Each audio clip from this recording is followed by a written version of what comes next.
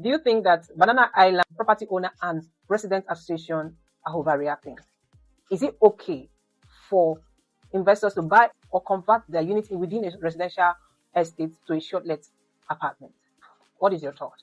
Anyway, before we start talking about what we think about the situation, have you seen this particular trending news? I'm so excited that the criminals were apprehended. Of course, we are talking about business here. Buying into studio apartments, one-bedroom apartment or two-bedroom apartment within Banana Island isn't cheap. So for so many, I'm sure they must have even went as far as getting loan from the bank.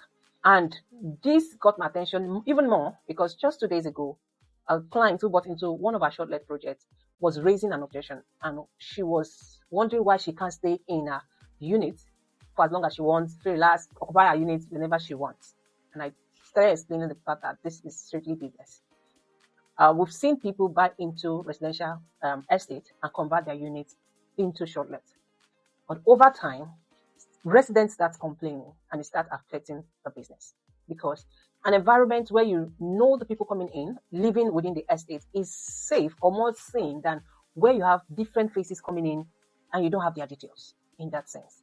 And funny enough, some investors who use their units for short-let do not give that details to the community because they just do the transactions, give the visitor code, and the security people within the estate check them in, and that is that.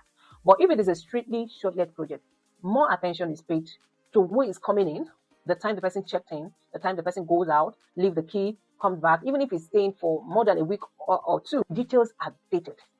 But if it's within a residential estate, some of those details are not provided. Okay, so that is one of the disadvantages. And once residents start reacting, it affects the business. I mentioned the situation of client or investor that I'm aware of that is still battling between in order to stop the short-let business totally. But right now, she's looking for just visitors who want to stay for a longer period. And you know what that means. Revenue is being affected. The business will suffer for it. All right. And that is what gave birth to strictly short-let project, because we want to create an environment that is strictly business. You can self-manage your unit. We can manage your unit for you. Of course, we have a security, attention, more business environment built for you and for your business.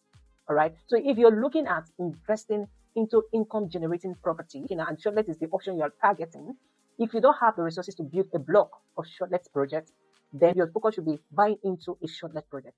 We have them on the mainland, we have them on the island. And one good thing about this again is that these projects are strategically located in areas where short-let market is so ripe, so that we can generate good revenue for you. Either you get it monthly, quarterly, half yearly, or yearly, whichever way you want to get it. But you know that your unit is there. And whenever you visit the country, you can stay in your unit if that is what you want. So the point is, it is strictly business.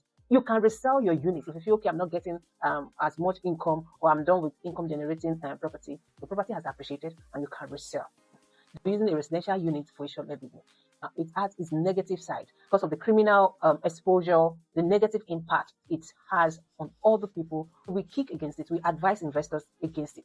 There are short-let projects in Surulere, there are short-let projects in Yaba, there are short-let projects in Lekki. You can buy the finished unit. You can invest into it at the foundation level. You can buy when it's 50% gone or 80% gone, depending on your risk level. I think, in my opinion, buying into strictly short-let projects, it's far better for an investor than buying into residential estate with the intention to use it for short-let. What's your thought? Have you lived within a project where some investors use their unit for short-let? What is your experience? Are you an investor that bought into such estates? If you go to Nairametrics, you've seen some of this reaction. Life and property protection is very, very important. This is another reaction. In some, well-regulated urban area outside Nigeria, there are strict rules. But as it is, I don't think there is in Nigeria. So the only people fighting for their life and their property protection are the residents. Are they overreacting? If you're in their shoe, will you do the same? Please leave your comments in the comments section. My name is Rose. All I do is give you the best day in town. Until I come your way again, don't stop investing.